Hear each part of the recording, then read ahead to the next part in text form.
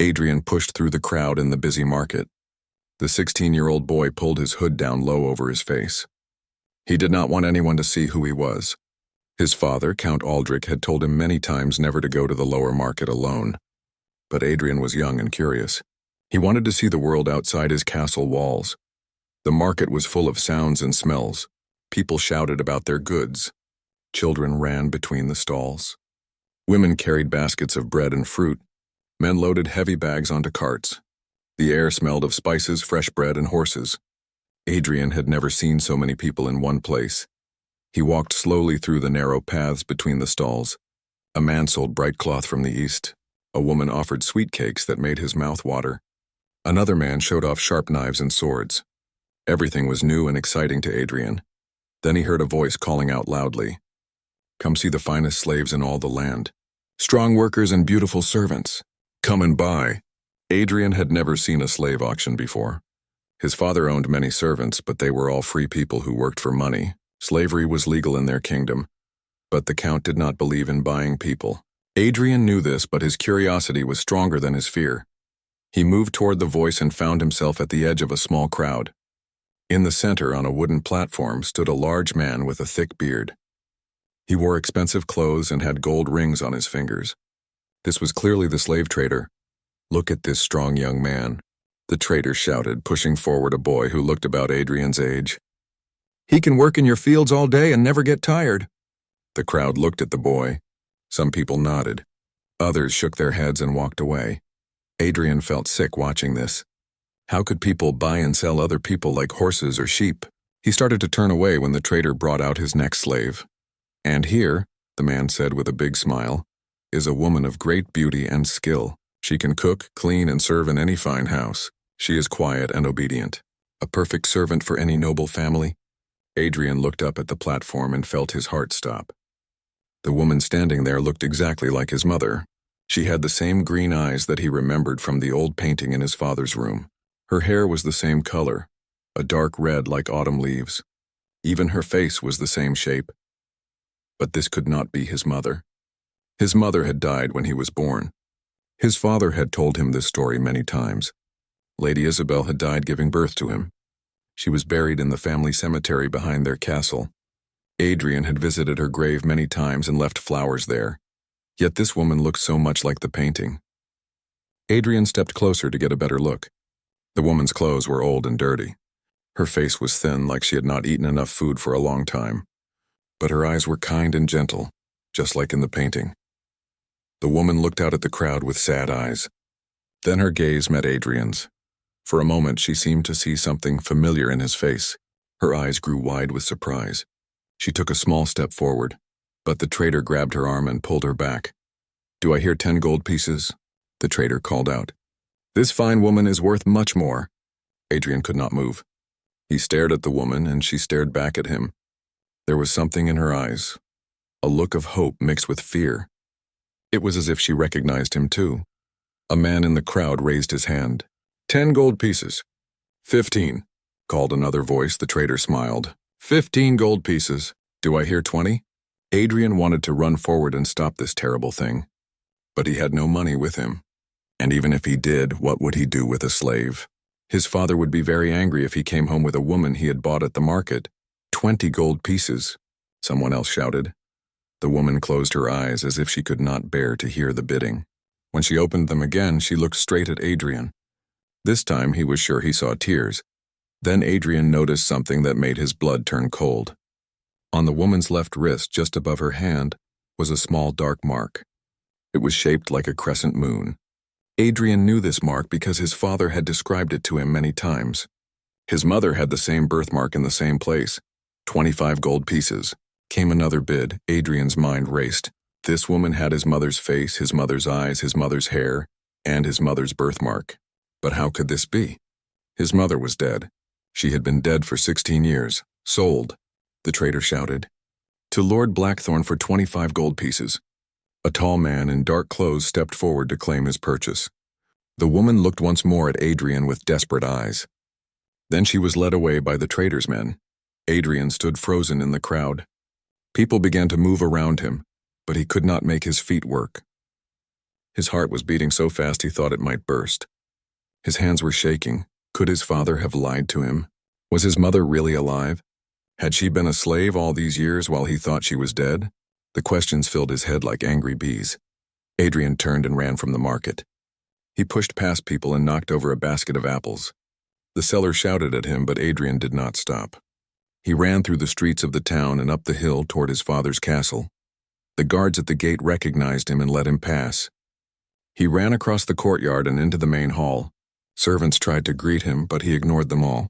He had to find his father. He had to know the truth. Count Aldrich was in his study reading letters. Adrian burst through the door without knocking. "Father," he gasped, trying to catch his breath. "I need to ask you something." The Count looked up from his papers. He saw his son's red face and wild eyes. "Adrian, what has happened? You look like you have seen a ghost." Adrian stared at his father. Maybe he had seen a ghost. Or maybe ghosts were not always dead people. Maybe sometimes they were people who were supposed to be dead but were really alive. "Father," Adrian said slowly, "I need to know the truth about my mother." Count Aldrich set down his papers and looked at his son carefully. Adrian was still breathing hard from running. His clothes were dusty and his hair was messy. The Count had never seen his son look so upset. "What about your mother?" Count Aldrich asked slowly. "You know everything there is to know. She died when you were born. We have talked about this many times." "No, father," Adrian said, stepping closer to the desk. "I saw something today. Someone who looked exactly like her." The Count's face went pale. His hands, which had been resting on the desk, began to shake slightly. "What do you mean? Where did you see this person?" Adrian took a deep breath. He knew his father would be angry that he went to the market alone. But he had to tell the truth now. "I went to the lower market today," he said. "I know you told me not to go alone, but I wanted to see it. I was walking around looking at all the stalls when I heard someone calling out about slaves." Count Aldrich's eyes grew wide. "Slaves?" he whispered. "Yes, there was a slave auction. I had never seen one before, so I stopped to watch. Father, there was a woman there who looked exactly like Mother. She had the same green eyes, the same red hair, the same face. She could have been Mother's twin sister." The Count stood up quickly. His chair fell backward and hit the floor with a loud bang. "Describe her to me," he said urgently. "Tell me everything you remember about this woman." Adrian was surprised by his father's reaction. He had expected anger about going to the market. Instead, his father seemed frightened and excited at the same time. "She was thin, like she had not eaten enough food for a long time," Adrian said. "Her clothes were old and dirty, but her face was so much like the painting of Mother in your bedroom. And father, she had the same birthmark." "What birthmark?" the Count whispered. "The crescent moon mark on her left wrist, the one you told me Mother had. This woman had the exact same mark in the exact same place." Count Aldrich grabbed the edge of his desk. His legs seemed weak and he looked like he might fall down. His face had turned completely white. "Father, are you sick?" Adrian asked, rushing around the desk. "Should I call for the doctor?" "No," the Count said weakly. "Sit down, Adrian. We need to talk." Adrian helped his father sit back down in his chair. Then he pulled another chair close to the desk and sat facing him. He had never seen his father look so old and tired. "Father, who was that woman? Why do you look so scared?" Count Aldrich closed his eyes and put his hands over his face. For a long moment he said nothing. Adrian could hear the clock on the wall ticking and the sound of horses in the courtyard outside. Finally, the Count looked up at his son. There were tears in his eyes. "Adrian," he said quietly, "I have not been honest with you about your mother." Adrian felt his heart start beating faster again. "What do you mean?" "Your mother did not die when you were born," Count Aldrich said. "She is alive. She has been alive all these years." Adrian stared at his father. He could not believe what he was hearing. "That's impossible. You took me to her grave. We put flowers there every year on her birthday." "That grave is empty," the Count said sadly. "I built it to make people think she was dead." "But she is not buried there." "Then where is she?" Adrian demanded. "Why did you lie to me?" Count Aldrich stood up and walked to the window. He looked out at the gardens where Adrian used to play as a child. "When you were just a baby," the Count began, "something terrible happened. Your mother was accused of a crime she did not commit. The king's advisors said she had helped enemies of the kingdom. They said she had given secrets to people who wanted to hurt our country. But you said she didn't do it," Adrian said. "She didn't do it. the Count said firmly. I knew she was innocent. Your mother loved this kingdom and would never betray it. But the evidence against her was very strong. Someone had made it look like she was guilty. What happened to her? The Count turned back to face his son. Usually, when a noble person is found guilty of treason, they are executed. They are killed as punishment. But because your mother came from a very important family, the judges decided to be merciful. Instead of death, they sentenced her to slavery. Adrian felt sick. Mother has been a slave for 16 years? Yes, the Count whispered. For 16 long years. Why didn't you try to find her? Why didn't you buy her freedom? Count Aldrich sat down heavily in his chair. I tried, Adrian.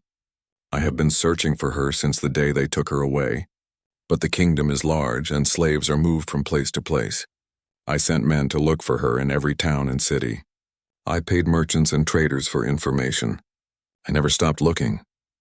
But why did you tell me she was dead? Because I was afraid, the Count admitted. If people knew you were the son of a traitor, they would have tried to hurt you. Some of the king's advisors wanted to take you away from me. They said the child of a traitor should not grow up in a noble house. I told everyone she was dead to protect you. Adrian felt angry and confused. You lied to me my whole life. I know, the Count said sadly. And I am sorry. Every day I wanted to tell you the truth. Every day I hoped I would find her and bring her home. Then we could be a family again. Is that really what you wanted, or were you ashamed of her? Count Aldrich looked hurt by this question. I was never ashamed of your mother. I love her as much today as I did 16 years ago. She is innocent, Adrian. Someone else committed those crimes and made it look like she did them. Then why don't you tell everyone the truth now? Because I have no proof, the Count said. And because the man who really committed those crimes is still alive and very powerful. If I accuse him without proof, he will destroy our family. Adrian thought about the woman at the slave auction. Her sad eyes and thin face, the way she looked at him with hope and fear. The woman I saw today, Adrian said. It was really Mother, wasn't it? Count Aldrich nodded. If she looked exactly like the painting and had the same birthmark, then yes, it was your mother. Someone bought her, Adrian said. A man named Lord Blackthorne paid 25 gold pieces for her. When Adrian said this name, his father's face changed. He looked angry and frightened at the same time. Lord Blackthorne, the Count repeated. Of course it would be him. You know him? I know him very well, Count Aldrich said grimly. He is the man who destroyed your mother's life 16 years ago. Adrian stared at his father in shock. Lord Blackthorne destroyed Mother's life? What do you mean? Count Aldrich walked back to the window and looked out at the darkening sky. The sun was setting, and shadows were growing long across the castle grounds. It is a long story, the Count said quietly, and it is not a pleasant one to tell. I need to know, Adrian said firmly. I have a right to know what happened to my mother. The Count nodded slowly. Yes, you do. You are old enough now to understand the truth, no matter how ugly it is. He returned to his chair and looked directly at his son. 16 years ago, I was much younger and perhaps too trusting. I believed that all nobles were honorable men who served the kingdom faithfully. I learned that I was very wrong. Tell me about Lord Blackthorne, Adrian said. Lord Blackthorne and I grew up together. We were friends as children. Our families' lands bordered each other, and we often visited back and forth. When we became men, we both served on the king's council together. You were friends with him? I thought we were friends, the Count said sadly. But Blackthorne was always jealous of what other people had. He wanted more land, more money, more power, and he wanted your mother. Adrian felt a cold chill run down his spine. He wanted to marry Mother? Yes. Before I met your mother, Blackthorne had asked her family for permission to marry her, but Lady Isabel refused him. She told her parents that she could never love a man with such a cold heart. Count Aldrich smiled slightly as he remembered. When I first saw your mother at a royal feast, I knew she was the most beautiful and kind woman I had ever met. We fell in love quickly. Within 6 months, we were married, and Lord Blackthorne was angry about this. Very angry. At our wedding, he smiled and gave us his congratulations. But I could see the hatred in his eyes. He never forgave me for marrying the woman he wanted. The Count stood up and began pacing around the room. For several years, things were peaceful. Your mother and I were very happy. We lived here in this castle and served the kingdom faithfully. When you were born, we thought our family was complete and blessed. But then something changed. Yes, when you were about 6 months old, strange things began to happen. Secret letters were found that appeared to be written in your mother's handwriting. These letters contained information about the kingdom's military plans. They were addressed to our enemies in the neighboring country. Adrian frowned. But you said Mother didn't write them. She didn't. I knew your mother better than anyone. She would never betray our kingdom.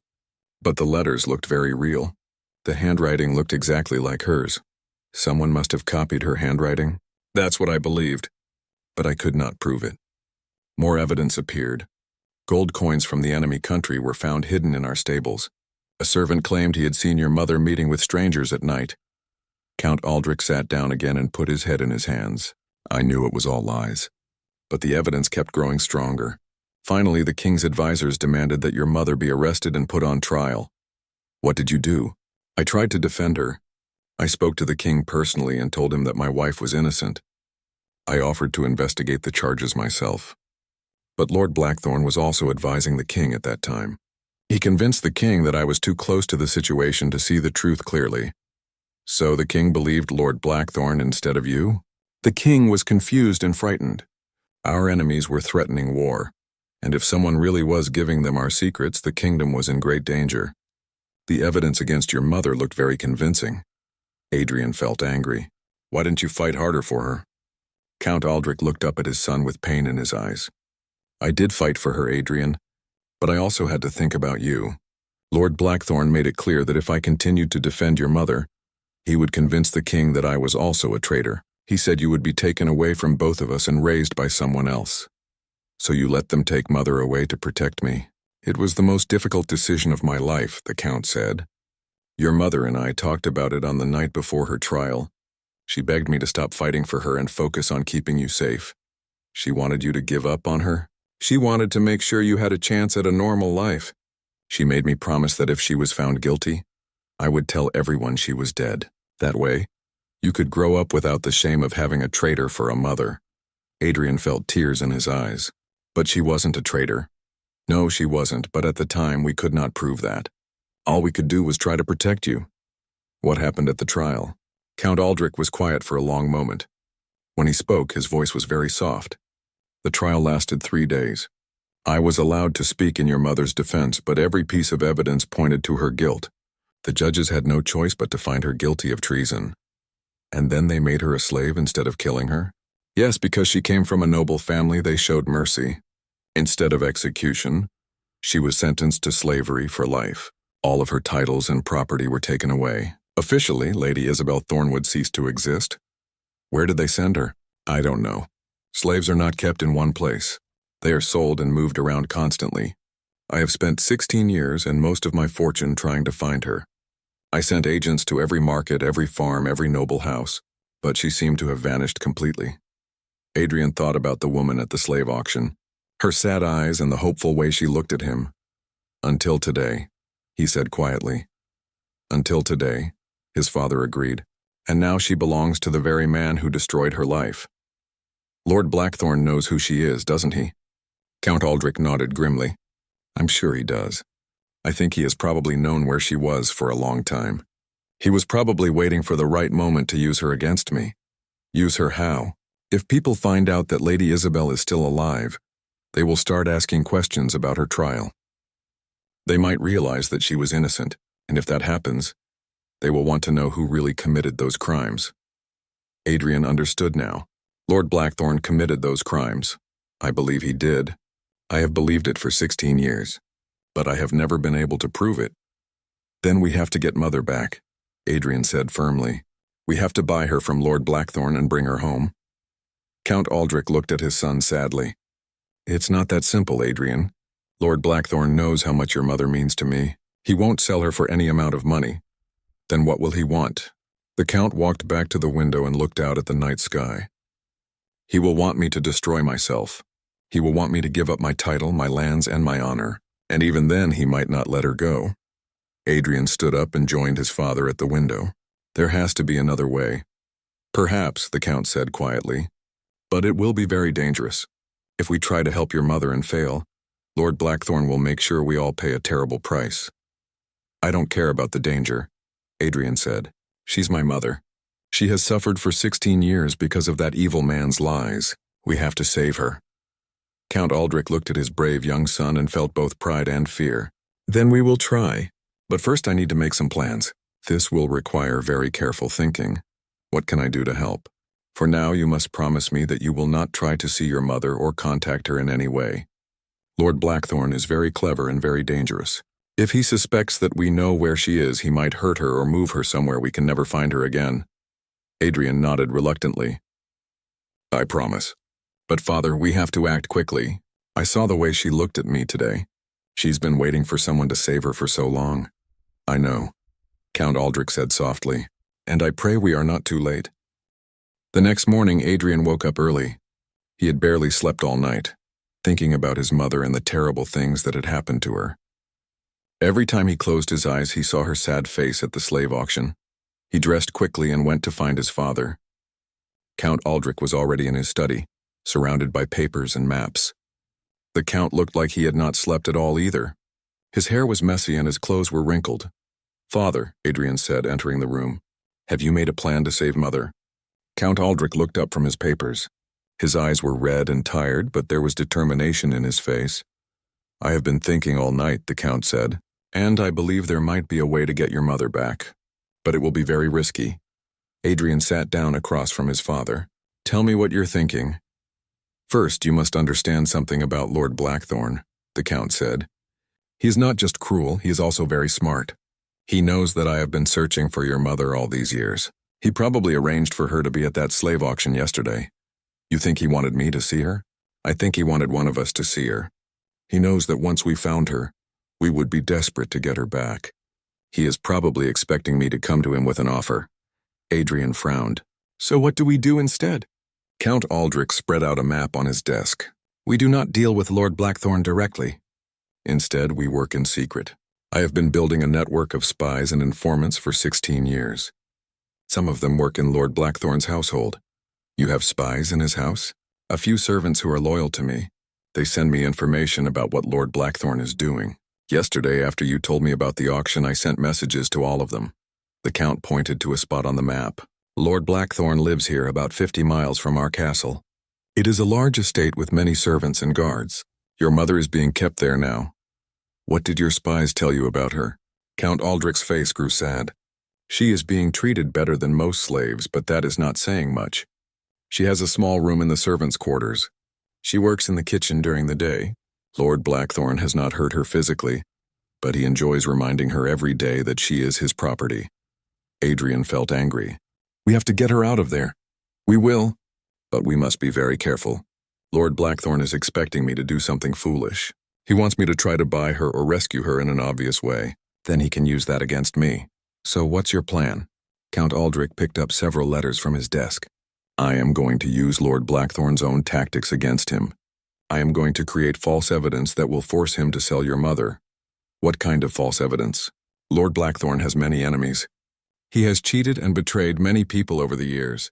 I am going to convince him that some of his enemies are planning to attack his estate and steal his most valuable slaves." Adrian was confused. "But that's not true." "No, it's not true. But Lord Blackthorn won't know that. My spies will plant fake letters in his house.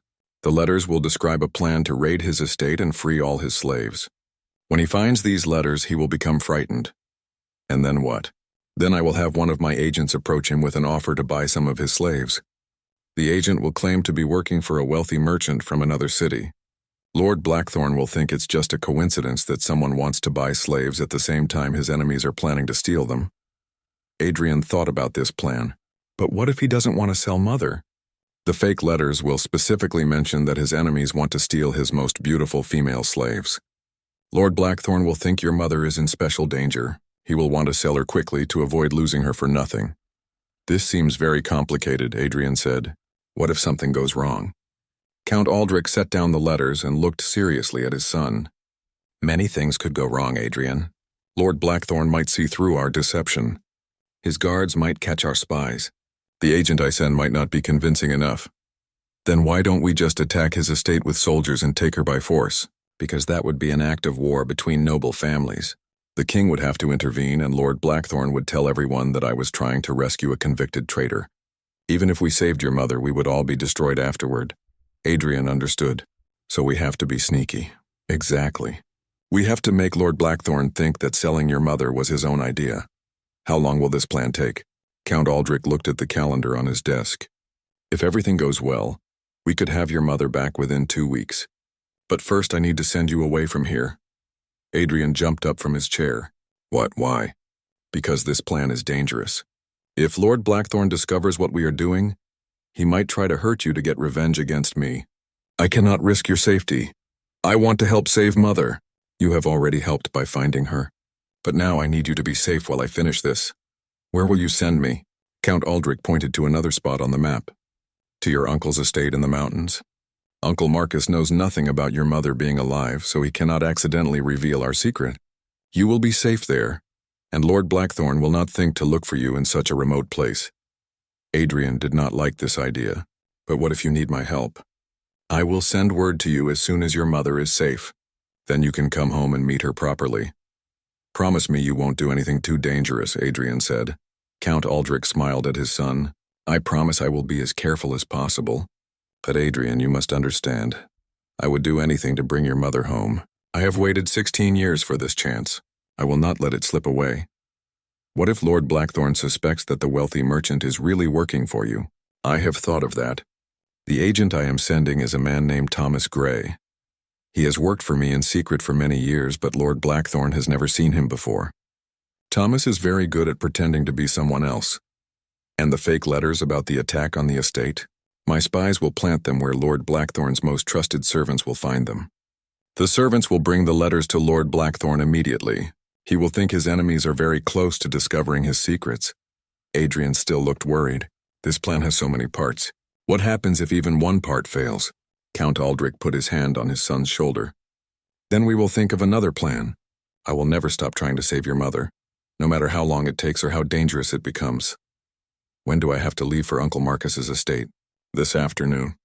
I have already sent a message telling him that you are coming for a visit. He thinks you just need some time away from your studies. Adrian felt sad about leaving, but he understood why his father wanted him to be safe. Will you write to me and tell me what's happening?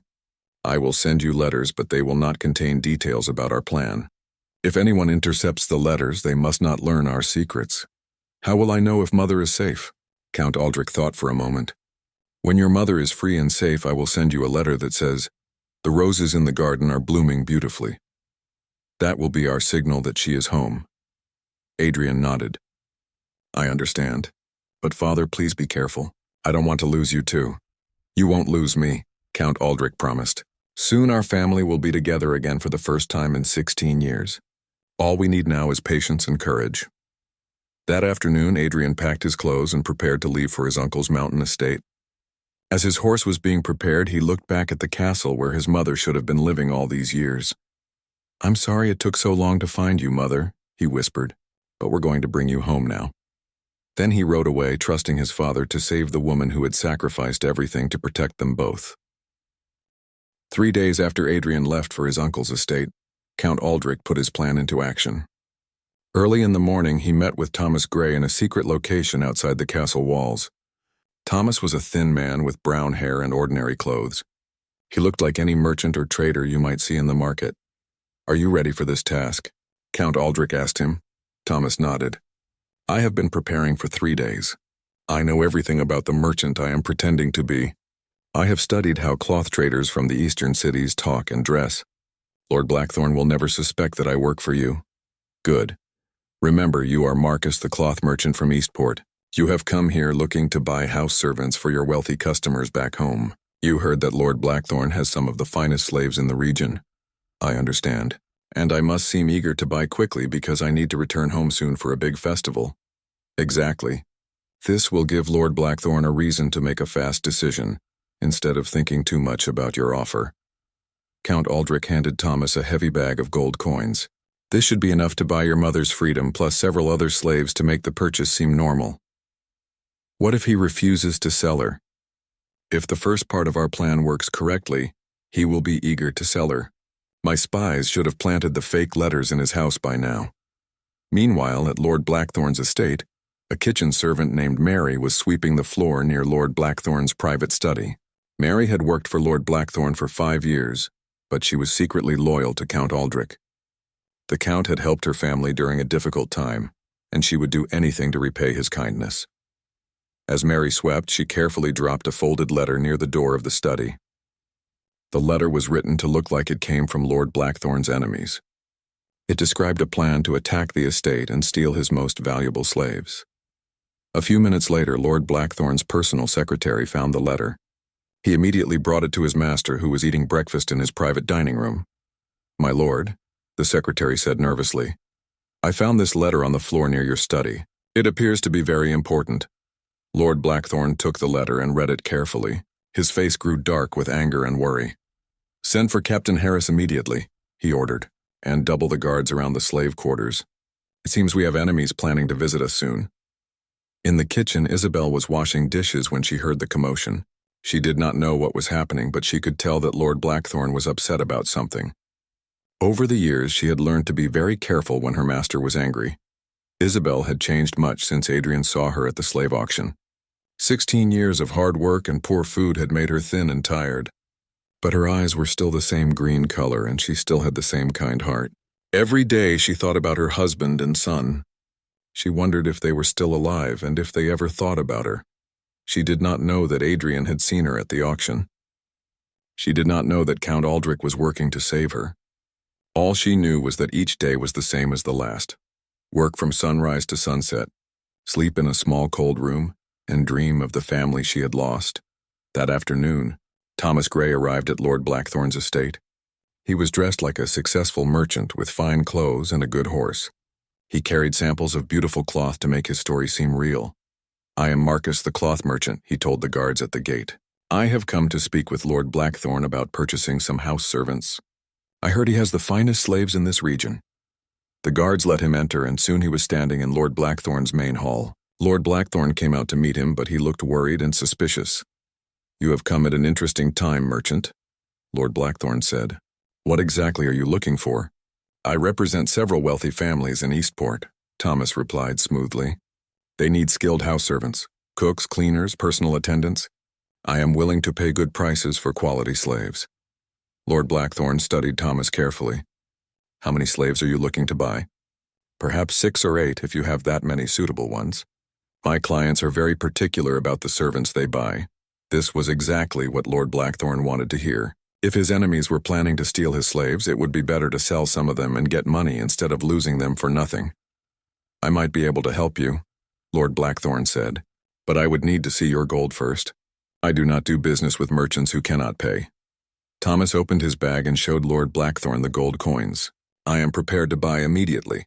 I must return to Eastport within the week for our harvest festival." "Very well. Come with me to the slave quarters. You can see what I have available." They walked across the courtyard to a long stone building where the slaves lived. Inside, the rooms were small and dark. About 20 men and women sat or stood in a large common room. They all looked up hopefully when Lord Blackthorne entered with the merchant. "Here are some of my house servants," Lord Blackthorne said. "All of them are well trained and obedient."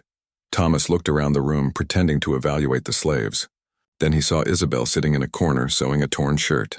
Even though Count Aldrich had described her to him, Thomas was shocked by how much she looked like the portrait of Lady Isabel that hung in the Count's bedroom.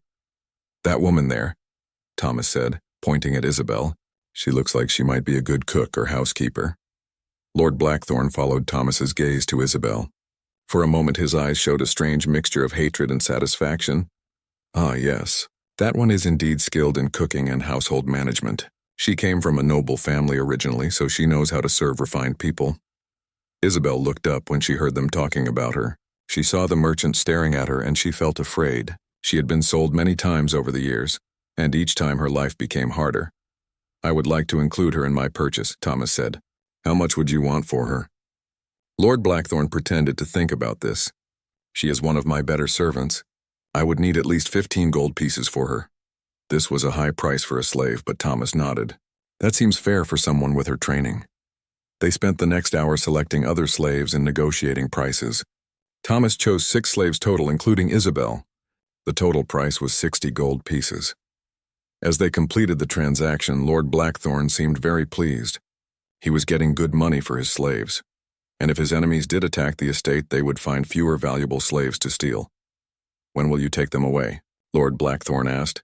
Tomorrow morning, if that is acceptable. I need to arrange transportation for them. That will be fine. My men will have them ready at sunrise. That night, Isabel lay on her small bed and wondered what her new life would be like. She had learned not to hope for anything good, but she could not help wondering if this merchant might treat his slaves more kindly than Lord Blackthorne had. At the same time, Thomas Gray was staying at an inn in the nearby town. He sent a secret message to Count Aldrich. The roses will soon be transplanted to a better garden. Count Aldrich received the message at midnight. For the first time in 16 years, he allowed himself to believe that his wife might soon be free. But he also knew that the most dangerous part of their plan was still ahead. Tomorrow, Thomas would take Isabel away from Lord Blackthorne's estate. But Lord Blackthorne was clever and suspicious. If he realized that the cloth merchant was not what he seemed, everything could go wrong very quickly. Count Aldrich spent that night praying and planning. By tomorrow evening, he would either have his wife back, or Lord Blackthorne would discover their deception and make them all pay a terrible price. The next morning would determine whether 16 years of separation would finally come to an end, or whether their family would be destroyed forever. The next morning, Thomas Gray arrived at Lord Blackthorne's estate just as the sun was rising. He had a large wagon with him, pulled by 2 strong horses. The wagon had a covered top to protect the slaves from rain and sun during their journey. Lord Blackthorne's guards brought out the 6 slaves that Thomas had purchased. Isabel was among them, carrying a small cloth bag with her few possessions. She looked scared and tired, but she walked with dignity. Thomas tried to act like any other slave trader, but his heart was breaking as he watched Isabel climb into the wagon. This woman had once been a noble lady, and now she was being traded like a piece of property. Remember, merchant, Lord Blackthorne said as Thomas prepared to leave, if any of these slaves give you trouble, you can beat them. They are your property now. I understand, Thomas replied, though the words made him feel sick. As the wagon rolled away from Lord Blackthorne's estate, Thomas looked back and saw Lord Blackthorne watching them from his window. The evil lord had a satisfied smile on his face, as if he had just won a great victory. For the first hour of their journey, Thomas said nothing to the slaves. He wanted to get far away from Lord Blackthorne's estate before he revealed who he really was. The other 5 slaves sat quietly, but Thomas noticed that Isabel kept looking at him with curious eyes. Finally, when they were several miles away and hidden by a forest, Thomas stopped the wagon.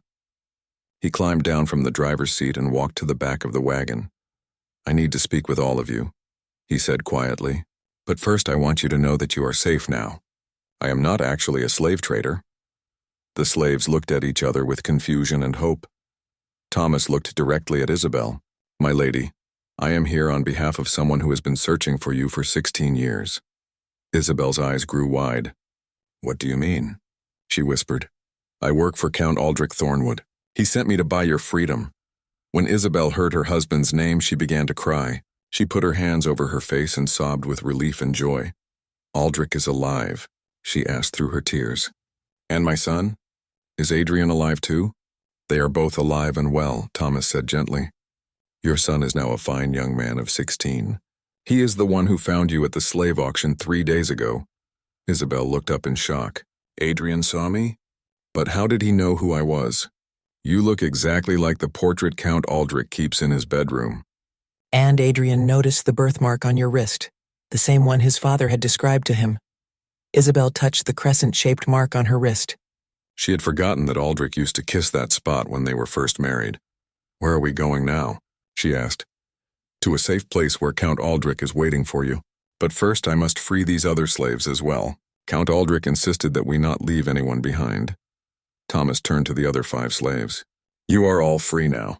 I have money to give each of you so you can start new lives. You can go wherever you want. The slaves could hardly believe what they were hearing. One of them, an older man named Peter, spoke for all of them. Sir, we do not understand. Why would you free us? Because Count Aldrich believes that no person should be owned by another person. He bought your freedom as well as Lady Isabel's. Thomas gave each of the former slaves a bag of gold coins, enough money to live comfortably for many months. 3 of them decided to travel together to a city where they had family. The other 2 chose to stay and work for Count Aldrich as free servants. After the 3 former slaves left to start their new lives, Thomas continued the journey with Isabel and the 2 who stayed. But as they traveled, Thomas began to notice that they were being followed. "My lady," he said quietly to Isabel, "I think Lord Blackthorn has sent men after us. Do not look back, but there are 3 riders staying about a quarter mile behind our wagon." Isabel felt afraid again. "What does this mean?" "I'm not sure. Perhaps he became suspicious after we left, or perhaps he planned this from the beginning." Thomas pushed the horses to go faster, but the riders behind them also increased their speed. After another hour, it became clear that they were definitely being followed. "We need to reach Count Aldrich quickly," Thomas said. "He is waiting for us at the old mill by Silverbrook, about 2 hours from here.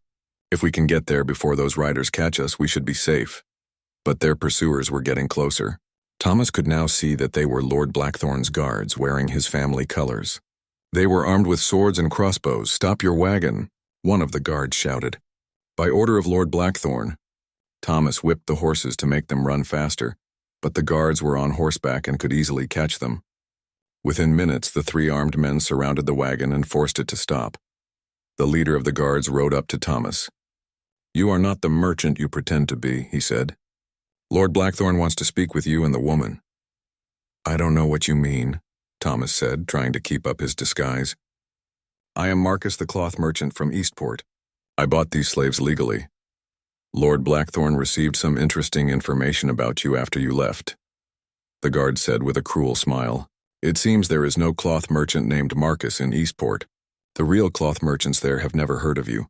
Thomas's heart sank. Somehow Lord Blackthorn had checked his story and discovered the lie. "You are coming back with us," the guard ordered. "All of you." As they were forced to turn around and head back toward Lord Blackthorn's estate, Isabel felt her hopes crashing down. For a few beautiful hours she had believed that she would finally see her husband and son again. Now it seemed like Lord Blackthorn would make sure that never happened. When they arrived back at the estate, Lord Blackthorn was waiting for them in the courtyard. He looked very pleased with himself. "Well, well," he said as the guards brought Isabel and Thomas before him. "The famous Thomas Gray. Did you really think I wouldn't recognize one of Count Aldrich's most trusted agents?" Thomas said nothing, but his face showed that he had been caught. "And you, my dear Isabel," Lord Blackthorn continued, turning to face her. "Did you think your loving husband could outwit me so easily?" Isabel lifted her chin proudly. "I don't know what you're talking about." "Oh, but you do. You see, I have known that Aldrich was searching for you for many years. I have been waiting for him to find you. This little rescue attempt is exactly what I hoped would happen." "What do you mean?" Thomas asked. Lord Blackthorn smiled coldly. "I mean that this was all a trap. I arranged for Lady Isabel to be at that slave auction, where young Adrian would see her. I wanted Count Aldrich to find her and try to rescue her. Now I have them both exactly where I want them." Isabel felt a chill of fear. "Where is my husband?" "Oh, he'll be here soon," Lord Blackthorn said. "You see, I sent him a message saying that his rescue plan had failed and that I was going to execute both you and his agent, unless he comes here alone to face me." "You're lying," Thomas said. "Am I?" "We shall see. I expect Count Aldrich to arrive within the hour, and when he does, I will finally have my revenge for all the years of happiness he stole from me." As if he had heard his name, a lone rider appeared at the estate gates. Even from a distance, Isabel could see that it was Aldrich. Her heart filled with both joy at seeing him alive and terror at the danger he was riding into. Count Aldrich had come to face Lord Blackthorn, just as the trap had been designed to make him do. Now all 3 members of the Thornwood family were in Lord Blackthorn's power, and their enemy was ready to destroy them all. Count Aldrich rode slowly through the gates of Lord Blackthorn's estate. His horse's hooves clicked on the stone courtyard as guards surrounded him. He looked older and more tired than when Adrian had last seen him, but his eyes were determined. Lord Blackthorn stood waiting with a group of armed men. Beside him, Isabel and Thomas were held by guards. When Isabel saw her husband for the first time in 16 years, tears began flowing down her face. "Aldrich," she whispered, but the guards held her back when she tried to run to him. Count Aldrich looked at his wife and felt his heart break. She was so thin and pale, so different from the beautiful young woman he had married, but her eyes were the same and he could see the love in them that had never died. "Release them, Blackthorn," Count Aldrich said, dismounting from his horse. I am here as you demanded. Our quarrel is not with them, Lord Blackthorne laughed. Oh, but it is, my old friend. You see, I have waited 16 years for this moment. 16 years of planning and patience, all leading to this day when I would finally have my complete revenge. What do you want from me? I want you to suffer as I have suffered. I want you to lose everything you care about, just as you made me lose the woman I loved. Count Aldrich stepped closer to Lord Blackthorne. Isabel never loved you. She chose me freely and you couldn't accept that. She would have learned to love me if you hadn't interfered, Lord Blackthorne shouted. I would have been a good husband to her. Instead, you stole her from me and made her your wife. No one can be stolen in marriage, Blackthorne. Love cannot be forced. Lord Blackthorne's face grew red with anger. You think you're so noble, don't you? Well, let's see how noble you are when you have to choose between your wife's life and your son's future. What do you mean? Lord Blackthorne gestured to his guards, who brought out several official-looking documents. These papers will be your confession, Aldrich. You will sign them and admit that you have been a traitor to the kingdom for 16 years. You will admit that you helped your wife betray our country. That's a lie, and you know it. Of course it's a lie, just like the evidence I created against your wife 16 years ago was a lie. But when you sign these papers, it will become the official truth. Count Aldrich looked at the documents. And if I refuse to sign? Then I will execute your wife and your agent immediately. Then I will send my men to find your son at his uncle's estate. The boy will have an unfortunate accident and the Thornwood family line will end forever. Isabel gasped. You would murder an innocent boy? I would do whatever is necessary to complete my revenge. Count Aldrich felt trapped. If he signed the papers, he would be confessing to crimes he never committed. He would lose his title, his lands, and his honor. But if he refused, Lord Blackthorne would kill his family. What happens if I sign? He asked quietly. You will publicly confess your crimes and give up all your property and titles. You will be stripped of your noble rank and exiled from the kingdom. Your wife will remain my slave, and your son will live but will inherit nothing. And if I don't sign, then you will all die today, and I will claim your lands as payment for the treason you committed. Count Aldrich looked at his wife and saw the love and trust in her eyes. He looked at Thomas, who had risked everything to help save Isabel. Then he thought of Adrian, safe at his uncle's estate but still in danger if Lord Blackthorne chose to pursue him. There is a third option, Count Aldrich said slowly. Lord Blackthorne raised an eyebrow. What third option? We both destroy each other. I don't understand. Count Aldrich reached into his coat and pulled out a leather folder. For 16 years I have been gathering evidence of your crimes, Blackthorne.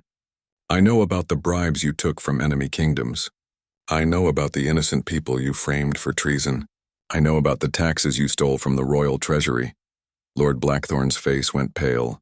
You're bluffing, am I? Count Aldrich opened the folder and showed him the papers inside. I have letters in your own handwriting. I have testimony from witnesses. I have bank records showing the gold you hid in secret accounts. Those could be forgeries. They could be. Just like your evidence against my wife could have been forgeries. But the king's investigators will have to examine everything carefully. And while they do, both of our reputations will be destroyed. Lord Blackthorne looked at the evidence in Count Aldrich's hands. He knew that some of it was real. He had been careful over the years, but not perfect. What are you proposing? Lord Blackthorne asked. Mutual destruction. I will confess to the crimes you have accused me of, if you confess to the crimes I have evidence for. We will both lose everything, but our families will be left alone. That's madness. Why would you choose to destroy yourself? Because it's the only way to protect the people I love. You have proven that you will never stop trying to hurt my family. This way you lose your power to harm anyone ever again. Lord Blackthorne thought about this offer. If Count Aldrich revealed all his crimes, he would indeed lose everything. But if both men fell together, at least he would have the satisfaction of destroying his enemy. And what happens to your wife and son? Isabel goes free. Adrian keeps enough property to live comfortably, but not enough to be a threat to anyone. Both of them start new lives far away from here. Isabel stepped forward despite the guards trying to hold her back. Aldrich, no. Don't sacrifice yourself for us. We can find another way. Count Aldrich smiled sadly at his wife. There is no other way, my love. This man will never stop hunting our family until one of us is dead. This is the only path that leads to your freedom and Adrian's safety. But you'll lose everything you've worked for. I've already lost the Only thing that truly mattered to me. 16 years with you and our son. Nothing else is important now except making sure you both have a chance at happiness." Lord Blackthorn looked back and forth between Count Aldrich and Isabel. He could see the love between them, and it made his jealousy burn even stronger. "Very well," he said finally. "We will both confess our crimes and both face the king's justice. But I have one additional condition." "What condition?" "Your wife remains my property until both confessions are signed and witnessed. I want to make sure you don't try to escape this bargain." Count Aldrich nodded reluctantly. "Agreed, but Thomas goes free immediately. He was only following my orders." "Fine, the agent can leave." As Thomas was released, he whispered to Count Aldrich, "There might still be another way. Don't give up hope yet." Count Aldrich looked puzzled, but Thomas was already being escorted away by the guards. Lord Blackthorn called for his secretary to prepare the confession documents. As the papers were being written, Count Aldrich and Isabel were allowed to speak quietly together for the first time in 16 years. "I'm so sorry," Aldrich whispered. "Sorry for all the years you've suffered. Sorry that I couldn't protect you." "You did protect me," Isabel replied. "You protected our son, and now you're protecting us both again." "I love you," he said. "I have loved you every day for 16 years. And I love you. No matter what happens next, remember that our love was real and it was worth everything." As they held each other for what might be the last time, neither of them noticed a small group of riders approaching the estate gates. But Lord Blackthorn's guards did notice, and they began to shout warnings. The final chapter of their long struggle was about to begin, and none of them knew whether it would end in tragedy or triumph. The sound of horses' hooves thundered across Lord Blackthorn's courtyard. Everyone turned to see a group of riders in royal colors approaching the estate. At the front rode a young man who looked very familiar to Count Aldrich and Isabel. "Adrian!" Isabel cried out when she recognized her son. Adrian jumped down from his horse before it had even stopped moving. Behind him came 6 royal guards and a man carrying the king's banner. Adrian ran toward his parents, but the royal guards quickly surrounded Lord Blackthorn and his men. "What is the meaning of this?" Lord Blackthorn demanded. "This is my private property." The captain of the royal guard stepped forward. "Lord Blackthorn, by order of His Majesty the King, you are under arrest for treason, forgery, and crimes against the crown." Lord Blackthorn's face went white. "This is impossible. What evidence do you have?" Adrian walked up to his father and mother carrying a leather bag. "I have the evidence, father. I found it at Uncle Marcus's estate." Count Aldrich stared at his son in amazement. "What are you talking about, Adrian? What evidence?" "When I arrived at Uncle Marcus's house, I was looking through the old family documents in his library. I wanted to learn more about our family history while I waited for news about Mother. I found a box of papers that had belonged to Grandfather." Adrian opened the leather bag and pulled out several old documents. Some of these papers were from 16 years ago when Mother was accused of treason. "But father, they prove that Mother was innocent." Isabel looked at the papers with wonder. "How can they prove my innocence after all this time?" "Because they show who really committed the crimes," Adrian explained. "Grandfather was the king's treasurer 16 years ago. He kept copies of all the financial records. These documents show that someone was stealing gold from the royal treasury and selling military secrets to enemy kingdoms."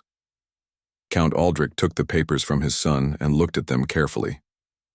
"These are bank records showing payments to enemy spies," he said in amazement. "And the handwriting on these orders—" "It's Lord Blackthorn's handwriting," Adrian finished. "The same handwriting that appears on the fake evidence that was used to convict Mother." Lord Blackthorn tried to back away, but the royal guards blocked his path. "Those documents are forgeries," he shouted. "The boy is lying." The captain of the royal guard stepped forward. "We have already examined the documents, Lord Blackthorn. The king's experts have confirmed that they are authentic. We also found the original copies in the royal archives, exactly where young Lord Adrian said they would be." Adrian turned to his parents. "When Thomas was released, he came to find me at Uncle Marcus's estate. He told me what was happening here and said there might still be hope if we could find proof of Lord Blackthorn's crimes. I remembered that Grandfather had been the king's treasurer, so I searched through all his old papers." "And you found evidence that Lord Blackthorn was the real traitor?" Isabel asked. "Better than that. I found evidence that he framed you, Mother. There are records showing that he paid people to lie at your trial. There are also records of him forging documents to make it look like you had written letters to enemy kingdoms. Count Aldrich put his arm around his son. Adrian, how did you get the king to believe this evidence? I took the documents directly to the royal palace. I demanded to speak with the king personally. When the guards tried to turn me away, I told them I had proof that an innocent noble woman had been wrongly enslaved for 16 years. The king agreed to see you? Yes, but he was very skeptical at first. He remembered Mother's trial and said the evidence against her had been very convincing. But when I showed him grandfather's documents, he realized that someone had been lying to him for 16 years. The captain of the royal guards approached Count Aldrich and Isabel. Lord and Lady Thornwood, His Majesty has asked me to deliver his personal apologies for the injustice that was done to your family. Lady Isabel's conviction has been officially overturned, and all charges against her have been dropped. Isabel began to cry again, but this time, they were tears of joy and relief. I'm really free? After all these years? You are completely free, my lady. Your noble titles and rights have been restored. Lord Blackthorn will face trial for his crimes, and you will be compensated for the years of suffering he caused you. Lord Blackthorn made one last desperate attempt to escape. This is all lies and conspiracy, he shouted. I am being framed by my enemies. But the royal guards quickly surrounded him and placed him in chains. As he was led away, he looked back at the Thornwood family with hatred in his eyes. This isn't over, he snarled. I will find a way to destroy you all. No, Blackthorn, Count Aldrich said quietly. It is over.